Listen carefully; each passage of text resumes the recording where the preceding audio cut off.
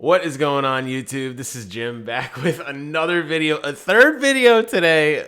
My throat is shot. I just got home from an insane meet and greet with Greg Miller and Tim Geddes from Kinda Funny. Had an absolute blast of a time.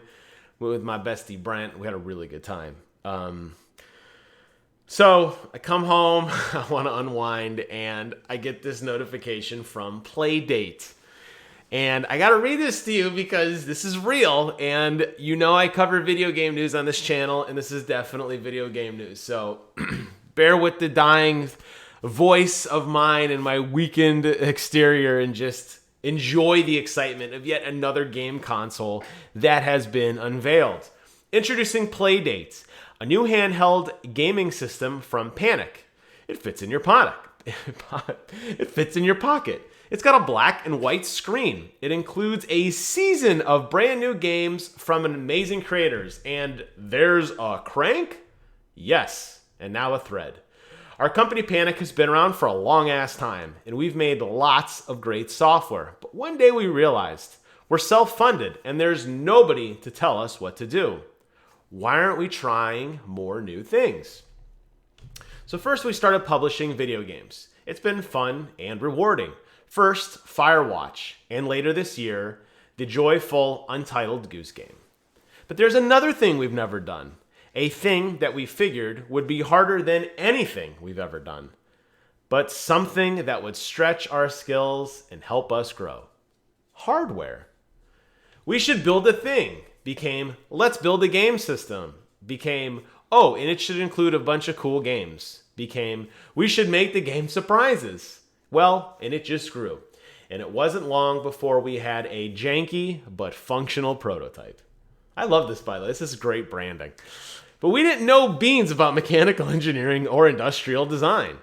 So we cold emailed Teenage Engineering, a company that makes things we really love. Their spirit was infectious. They were on board. They came up with the crank. Oh yeah, the crank. No, it doesn't power the device. It's a flip-out rotational controller that puts a fresh spin on fun. Some games use it exclusively.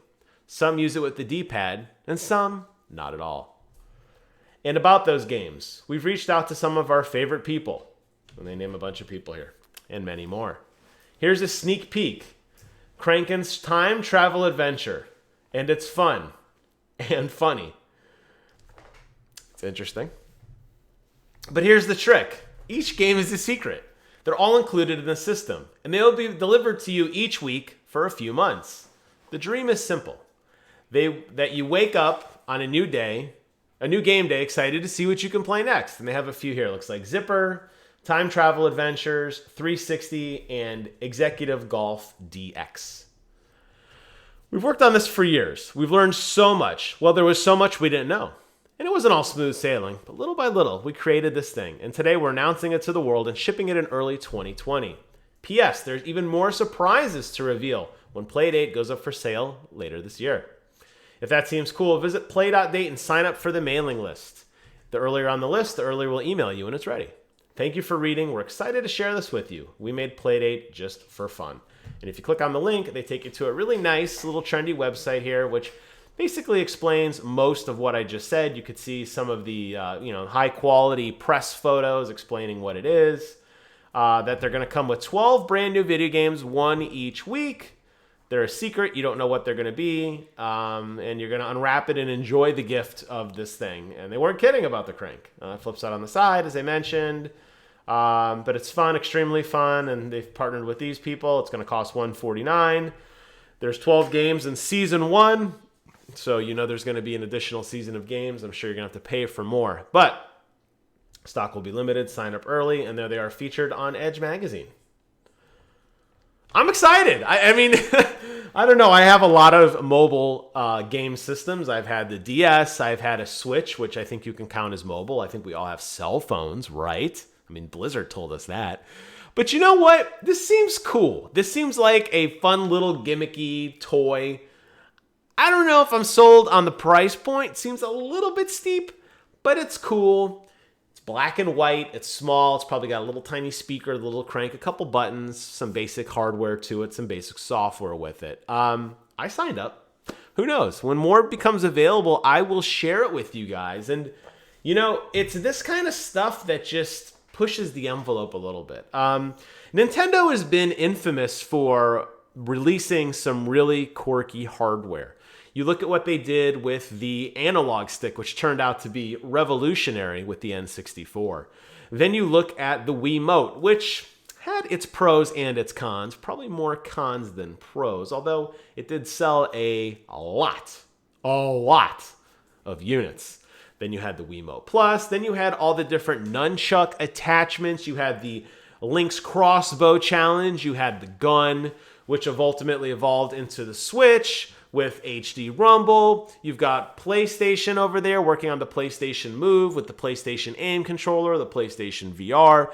You have a lot of expensive peripherals that don't always amount to much. Now, the fact that this thing is going to be basically all developed internally in 12 games, and I mean that game that we saw where you're cranking and the guy walking, that might be it. It may lose its fun in 5 minutes. Or it may be something that just takes the world by storm and you're looking at the next Flappy Bird or the next Angry Birds. It's hard to say. But you know what? I signed up for it and I think you should too. You don't have to pay anything, obviously, and they're going to give more information as it becomes available. But as an initial impression, trendy little webpage, cute little Twitter ad, I'll bite. Let me know in the comments below if this is something you're interested in, or is this just another one of those gimmicks similar to the Soldier Boy all-in-one Sony Super Nintendo emulator that really went nowhere? Is this going to be like Dreamcast, something that's way ahead of its time? Or are people more invested in mobile games and they don't want to spend another $150 on another platform with games that may or may not be good? Sound off in the comments below. Let me know what you guys think. As always, I want to thank you guys so much for watching. I promise this is the last video I'm going to do tonight. That's all I got. Take care, and until next time, I will see you guys on the other side.